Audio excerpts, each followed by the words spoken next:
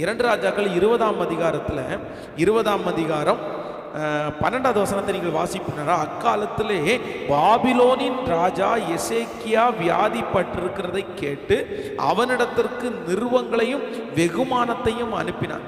எசேக்கியா அவைகளை அங்கீகரித்து பின்பு அவர்களுக்கு தன் பொக்கிஷ சாலை அனைத்தையும் வெள்ளியையும் பொன்னையும் கந்தக வர்க்கங்களையும் நல்ல பரிமள தைலத்தையும் தன் ஆயுத சாலை அனைத்தையும் தன் பொக்கிஷ சாலையில் உள்ள எல்லாவற்றையும் காண்பித்தான். தன் அரண்மனையிலே தன் ராஜ்யத்தில் எங்கும் எசேக்கியா அவர்களுக்கு காண்பியாத பொருள் ஒன்றுமில்லை. அப்பொழுது ஏசாயா தீர்க்கதரிசி எசேக்கியா ராஜாவினிடத்திற்கு வந்து, அந்த மனுஷன் என்ன சொன்னார்கள், எங்கிருந்து உம்மிடத்தில் வந்தார்கள் என்று கேட்டான். அதற்கு எசேக்கியா, பாபிலோன் என்னும் தூர தேசத்திலிருந்து வந்தார்கள் என்றார். அப்பொழுது அவன், உம்முடைய வீட்டில் என்னத்தை பார்த்தார்கள் என்று கேட்டான். அதற்கு எசேக்கியா, என் வீட்டில் உள்ள எல்லாவற்றையும் பார்த்தார்கள், என் பொக்கிஷ சாலைகளில் நான் அவர்களுக்கு காண்பியாத பொருள் ஒன்றுமில்லை என்றான்.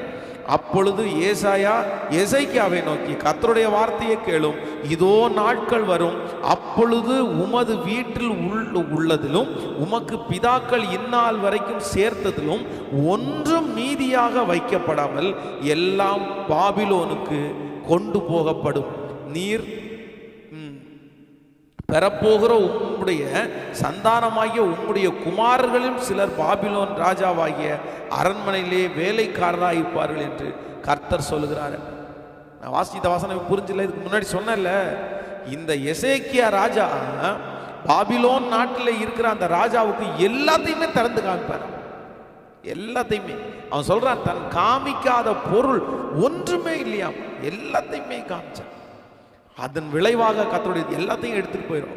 ஸோ அப்போ ஆண்டவருடைய பிள்ளைகள் எதில் ஜாக்கிரதையாக இருக்கணும்னா, நான் சொல்கிறேன், ஆண்டவர் உங்களை ஆசீர்வச்சிருக்கிறாரா, ஆண்டவர் உங்களுக்கு பொருட்களை கொடுத்துருக்கிறாரா, நான் சொல்கிறேன் அது உங்களோடயே இருக்கட்டும். நீங்கள் எல்லாருக்கும் போய் வந்து எல்லாத்தையும் திறந்து காமிக்க வேண்டிய அவசியம் இல்லை சிஸ்டர், அவசியம் இல்லை பிரதர். உங்கள் தங்க நகைகளையோ தங்க இதையோ பணத்தையோ நீங்கள் எல்லாத்துக்கும் பாருங்கலாம் காமிக்க வேண்டியதில்லை. கர்த்தர் உங்களுக்கு கொடுத்துக்கிறதுல ஆசீர்வாதமாக சந்தோஷமாக இருக்கு. நன்றாய் கவனிங்கள். ஆதியாகமத்தில் நீங்கள் யோசேப்பை குறித்து வாசிக்கும் போது வேதம் சொல்கிறது, அவன் சம்பாதித்தது மட்டுமல்ல, அதை பத்திரப்படுத்தவும் கற்றுக்கொண்டான். அதுதான் ஒரு மிகப்பெரிய ஆசீர்வாதம். இன்றைக்கு நீங்கள் எல்லாருமே வந்து இந்த வார்த்தைக்கு நீங்கள் ஒப்பு கொடுப்பீர்கள் என்று நான் நம்புகிறேன், விசுவாசிக்கிறீர்கள் என்று நம்புகிறேன். ஸோ நம்பர் 5, ஒரு ஆண்டவருடைய பிள்ளை யாரை கூட வச்சுக்க கூடாதுன்னா, கண்டிப்பாக உங்களை குறித்து எல்லாவற்றையும் தெரிய நினைக்கிற ஒரு நபரை கண்டிப்பாக நீங்கள் என்கரேஜ் பண்ணவே பண்ணாதீங்க.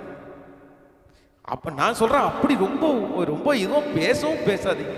உங்கள் குடும்ப விஷயம் அவங்களுக்கு எதுக்கு சிஸ்டர், பிரதர், உங்கள் குடும்ப விஷயம் அவங்களுக்கு எதுக்கு, தேர்ட் பர்சனுக்கு எதுக்கு, தேவையில்லை. நீங்கள் கீழ்ப்படிவில் நம்புகிறேன், ஆண்டவர் உங்க கூட இருப்பார். ஸோ நம்பர் 6, கடைசியாக ஒரு காரியத்தை கூட உங்களுக்கு சொல்லி உங்களுக்காக ஜெபித்து முடிக்க போகிறேன். நீங்கள் ஒரு தேவனுடைய பிள்ளை யாரை தன்னோடு கூட வைத்திருக்க கூடாது. ஒரு வசனத்தை வாசிக்கலாம்.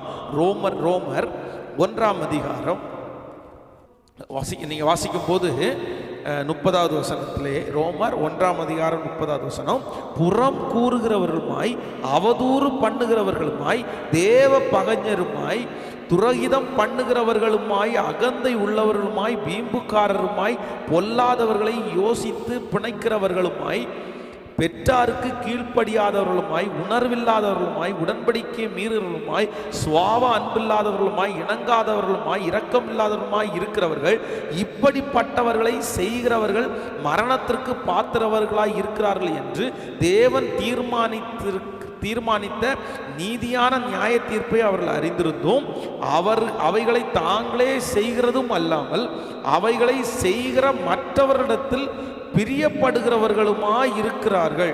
தாங்களே செய்கிறதும் அல்லாமல் அவைகளை செய்கிற மற்றவரிடத்தில் பிரியப்படுகிறவர்களுமாய் இருக்கிறார்கள். நன்றாய் கவனிங்கள் ஆண்டவருடைய பிள்ளைகளே, இந்த வசனத்தினுடைய அர்த்தம் என்ன அப்படின்னா, ஒரு கூட்டம் தவறான காரியத்தை செய்கிறார்கள், அவர்கள் இன்னொரு கூட்டத்தை அவர்களுக்கு பிடிக்குது. யார் அப்படின்னா, ஃபஸ்ட்டு நம்ம வந்து பாஸ்டம் உணர்வில்லாதவர்களும் புறம் கூறுகிறவர்களுமாய். ஸோ நம்பர் 6, 6வது, ஒரு தேவனுடைய பிள்ளை தான் கூட தான் யாரோட ஐக்கியம் வச்சுக்க கூடாது, தான் கூட யாரை கூட வச்சுக்க கூடாது அப்படின்னா புறம் கூறுகிறவர்கள். அப்படின்னா குறை சொல்ற மனுஷங்களை கண்டிப்பாக ஆண்டவருடைய பிள்ளைகள் ஒரு நாள் கூட வச்சிருக்காங்க. இது ரொம்ப டேஞ்சர், இது ரொம்ப டேஞ்சர். உங்க பிள்ளைகளுக்கு முன்பாக உட்கார்ந்து அதே மாதிரி மற்றவர்களை குறை பேசாதீங்க. தேவ ஊழியர்களை பற்றி குறை பேசாதீர்கள்.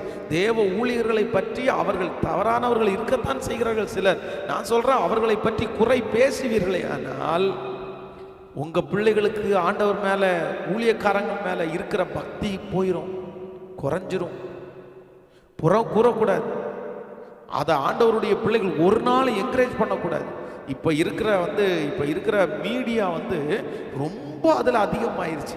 பார்த்தீங்கன்னா ஒருத்தரை குறித்து ஒருத்தர் தாக்கி பேசுகிறத எல்லா பக்கம் ஷேர் பண்ணி கமெண்ட் பண்ணி, நான் சொல்கிறேன் அப்படிப்பட்டவங்களை கண்டுக்கவே கூடாது.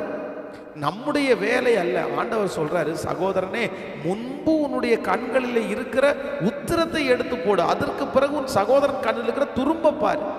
நம்ம கண்ணிலே அவ்வளோ பெரிய உத்திரம் இருக்குது, நம்ம எங்க போய் அவனுடைய துரும்ப எடுக்க பார்க்கறது? நமக்குள்ளே 1000 குறை, நமக்குள்ளே 1000 பிரச்சனை, நமக்குள்ளே 1000 தடுமாற்றம். நம்ம போய் யாரை குறை சொல்றது? ஆண்டவருடைய பிள்ளைகள் ஒரு நாளும் யாரை கூட வச்சிருக்க கூடாதுன்னா, சிலரை பாருங்க வாயெடுத்த உடனே குறை தான் பேசுவாங்க, கூடுனாலே குறை தான் பேசுவாங்க. நான் திருச்சபையில் கூட அடிக்கடி சொல்கிறேன், ஜெபிக்கிறதற்காக வந்தீங்களா, ஜோம் பண்ணி முடிச்சிங்களா, ஜோம் பண்ணி முடிச்சுட்டு கிளம்பிட்டே இருங்க. 1 மணி நேரம் ஜோம் பண்ணிட்டு 2 மணி நேரம் 4 பேர் 10 பேரை குறித்து குறை பேசுகிறேன். அவங்கள தெரியுமா, இவங்கள தெரியுமா, இந்த பொண்ணை தெரியுமா, அந்த பொண்ணை தெரியுமா, சர்ச்சுக்கு பாஸ்டர் அங்கே வந்தாக தெரியுமா, அந்த பொண்ணு அப்படி ட்ரெஸ் பண்ணிட்டு வந்ததுனால தான் பாஸ்டர் இன்னைக்கு போட்டா இருப்பார், ஒரு போடு இப்படி போட்டா இருப்பார். ஆண்டவருடைய பிள்ளைகளே, நம்ம ஏன் அப்படி குறை பேசணும்? நம்ம யார் குறையும் பேச வேண்டாம். நான் சொல்றேன், அவர்கள் செய்கிற தவறுக்கு அவர்கள் ஆண்டவரிடத்தில் வாங்கி கொள்வார்கள். அவர்களுக்காக நீங்க தண்டிக்கப்பட வேண்டிய அவசியம் இல்லை. அவர்களுடைய கணக்கை நீங்க கொடுக்க வேண்டிய அவசியம் இல்லை.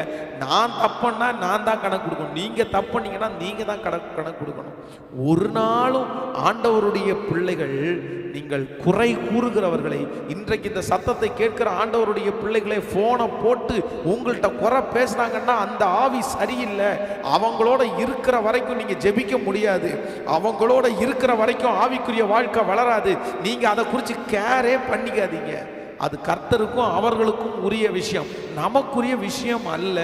நீங்க 4 டைம் அவாய்ட் பண்ணுங்க, 5வது டைம் அவர்கள் உங்களோடு பேச வர மாட்டாங்க. இன்னொன்று சொல்றது கேளுங்க, நீங்க நினைப்பீங்க, பாஸ்டர் நான் ஒரு குறையும் பேசுறது இல்லை பாஸ்டர், அவங்க தான் என்கிட்ட பேசிட்டு இருக்காங்க.